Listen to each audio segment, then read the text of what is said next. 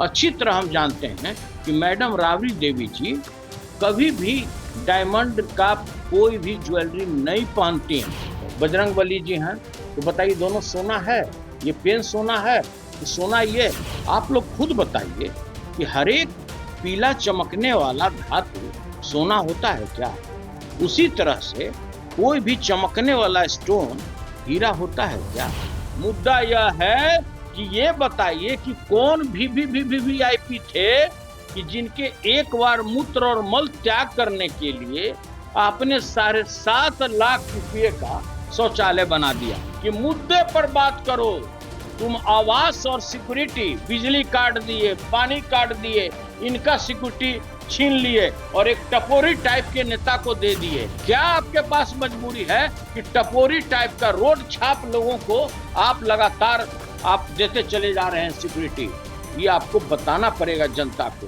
देखिए, इस तरह का जो भी मीडिया में चल रहा है या जो सत्तारूढ़ पार्टी के प्रवक्ता का जिस तरह का बयान आ रहा है, ये बड़ा ही दुर्भाग्यपूर्ण है। आप समझिए कि पूरे बिहार की 14 करोड़ जनता का केवल ध्यान भटकाने के लिए जैसे आवास मुद्दा, सिक्योरिटी मुद्दा जो चला, उसी तरह से ये आप कंगन मुद्दा, अंगूठी मुद्दा, पायल मुद्दा, इस तरह का मुद्दा ये लोग ला करके पेश कर रहा है कि ताकि मुख्य जो मुद्दा है, जो बिहार में भ्रष्टाचार है, बेरोजगारी है, जिस तरह से लोगों का शोषण हो रहा है, किसानों का दोहन हो रहा है, उस मुद्दे से हम ध्यान भटका दें। जो 1,90,000 1,70,00,000 महिलाओं को हमको पैसा भुगतान करना है, जो हमने कमिटमेंट किया है चुनाव के पहले, 41,000 करोड़ रुपया हमने सरकारी खजाना का निकाल कर 10-10 हज़ार रिश्वत के रूप में हमने रेवड़ियाँ बांट दिया। मात्र यही सब ध्यान भटकाने के लिए लोग पायल मुद्दा, अंगूठी मुद्दा लाता रहेगा। आप लोग सभी लोग जागरूक लोग हैं। आप लोग खुद बताइए कि हर एक पीला चमकने वाला धातु सोना होता है क्या? उसी तरह से कोई भी चमकने वाला स्टोन हीरा होता है क्या? आज जो बिहार में जिस तरह का विधि व्यवस्था का समस्या है, 99% महिलाएं, आपके घर की भी महिलाएं टोटल आर्टिफिशियल ज्वेलरी पहनकर बाहर निकलती है। इसलिए कि ज्वेलरी पहनना कंपलसरी है, तो कोई ना कोई आर्टिफिशियल पहनता है। और हम आज 30-32 वर्षों से उस परिवार से जुड़े हुए हैं। अच्छी तरह हम जानते हैं कि मैडम राबड़ी देवी जी कभी भी डायमंड का कोई भी ज्वेलरी नहीं पहनती हैं। और आप देखिए, आप ये देखिए पीला रंग का पेन है, ये देखिए, ये हमारा बजरंगबली जी हैं तो बताइए दोनों सोना है, ये पेन सोना है, ये सोना ये। तो इसलिए कोई भी पीला चमकने वाला पदार्थ सोना नहीं हो सकता है। उसी तरह किसी भी तरह चमकने वाला जो स्टोन है वो हीरा नहीं हो सकता है। और कहीं भी आप कार्यक्रम में जाइए, हम लोग भी किसी सांस्कृतिक कार्यक्रम में जाते हैं, बैठते हैं और कलाकार को प्रोत्साहित करने के उद्देश्य से अगर हम उसको 1100 रुपया भी अगर भुगतान करते हैं तो मंच पर जाते के साथ झूमने लगेगा और कहेगा कि लालू यादव के सबसे करीबी डॉक्टर सुनील कुमार सिंह एमएलसी खुश होकर के लाखों लाख का पुरस्कार दिए। बताइए ऐसा होता है कि नहीं? सेम इसी तरह का ये घटना हुआ। बहुत छोटा कलाकार है, आर्थिक रूप से तंगी में है, कोई पवन सिंह नहीं है, कोई खेसारी लाल यादव नहीं है, बहुत छोटा कलाकार है छोटू चलिया, उसकी आर्थिक स्थिति सही नहीं है। और जो सरकार की नीति है कलाकारों के प्रति, उसमें और ये लोग बदहाल होते जा रहे हैं। और उस व्यक्ति का कहना है कि मैडम राबड़ी देवी हमको बहुत मानती हैं, तो इसमें क्या गलत है? मैडम राबड़ी देवी पहले भी हमको पुरस्कार दिए, क्या गलत बोला? और कोई अगर आपको कंगन दिखा रहा है तो कैसे आप डिटेक्ट कर लिए कि वो हीरा है? उसको कैसे पता है कि वो हीरा है? कैसे कहाँ पर चला गया रात को जांच कराने की हीरा है? तो देखिए, कोई भी कलाकार अपने को बड़ा बताने के चेष्टा में इस तरह का बात बोलता है, कोई भी कलाकार, कि भाई फलानवा बाबू ने हमको लाखों लाख का पुरस्कार दिया, हम दे रहे हैं कितना? 1100। मंच पर बोलेगा कि लाखों लाख का पुरस्कार सुनील बाबू से प्राप्त हुआ। तो देखिए, ये मुद्दा नहीं है, मुद्दा कुछ और है। मुद्दा यह है कि ये बताइए कि कौन वीवीआईपी थे कि जिनके एक बार मूत्र और मल त्याग करने के लिए आपने 7.5 लाख रुपये का शौचालय बना दिया।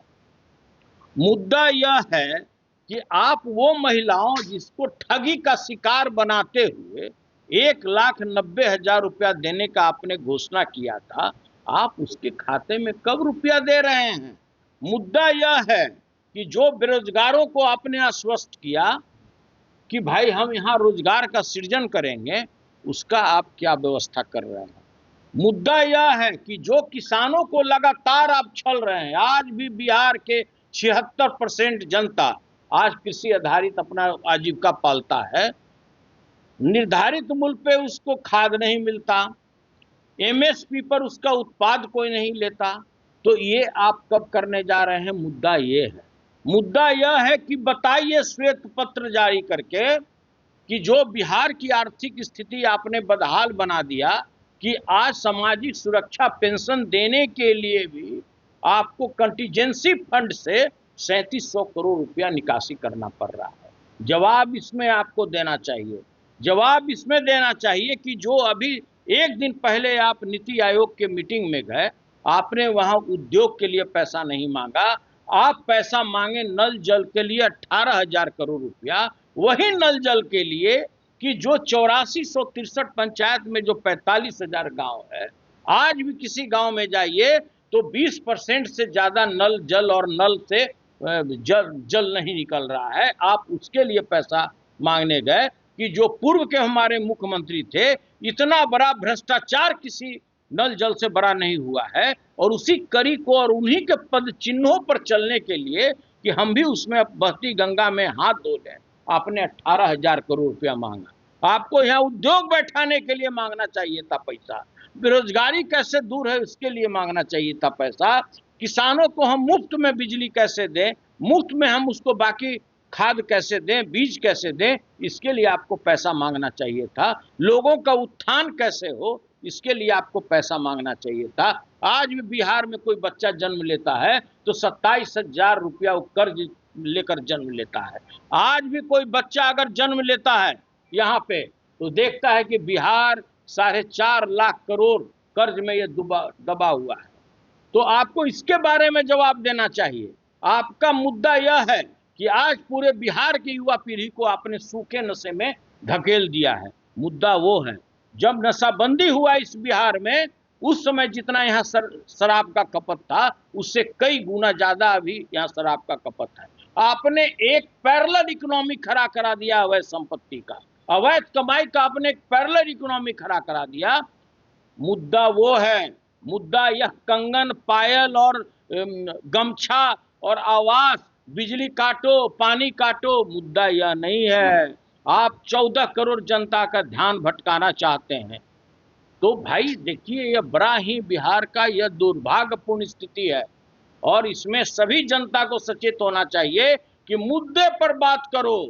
तुम आवास और सिक्योरिटी, बिजली काट दिए, पानी काट दिए, इनका सिक्योरिटी छीन लिए और एक टपोरी टाइप के नेता को दे दिए।